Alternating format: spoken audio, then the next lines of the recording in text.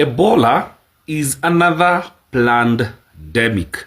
Yani ni kitu wana plan kama venye wali plan ile homa ingine inaitwa COVID-19. Bona wanafanya hivyo? Allow me guys nitumie Swahili kwa hii video because it's very sensitive. Na mimi I've never requested you to share a video. Kindly repost this one. Bona wanafanya hivyo walete another COVID. One, kuna revival ya humanity that is bound to start in Africa, specifically Kenya. Na hizi si stories za jaba. Sasa kitu wanafanya wanaleta hiyo Ebola hapa ijaribu kukava hiyo. Na yote ni Agenda 2030. The New World Order agenda yenye wanataka kuanzia Kenya. Ukishika Kenya mateka, then you are able to kushika dunia mzima mateka because of the spiritual power that lies here. Sasa wanafanya hivyo because of this finance bill ya 20 tunaletewa 20 ya 2026. Kwa sababu wanataka kuleta kitu inaitwa slavery. Wanataka kuturn human beings into slaves. Na mnaona stories za mashamba, so that mkuwe slaves tena.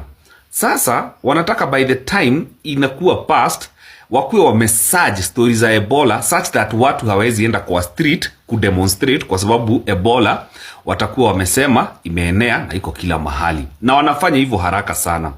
Now kitu Kasongo hajui ni ati hata watu wanamtumia.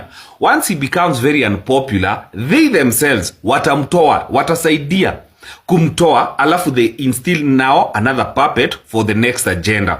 But saizi ni kumtumia, wanamtumia because wanatumia greed yake, wanajua anapenda pesa. So after wamemtumia sana na amekuwa very unpopular, wao wenyewe watamtoa. Now kama makini, hii ndio kitu itafanyika. Unaona madaktari wote, daktari wengi sasa utaona surge ya numbers. Madaktari wengi sasa watakuwa wakireport, ukireport death ati mtu amekufa na Ebola, utakuwa unapewa a certain amount of money. Hata wale watu watakuwa wanakufa na diseases tofauti, mtu amekufa na AIDS, watakuwa wanaandika Ebola. Mwenye atakuwa anakufa na let's say diabetes, watakuwa wanaandika Ebola, wanapewa kitu kidogo kwa mshahara yao. Now this is what happens. They are going to sacrifice a few influential people so that ikae real. So utasikia kuna politicians kadhaa wamekufa na Ebola, hiyo ni kusacrificewa. Watasacrifice a few pastors very influential, ikuwe ni Ebola.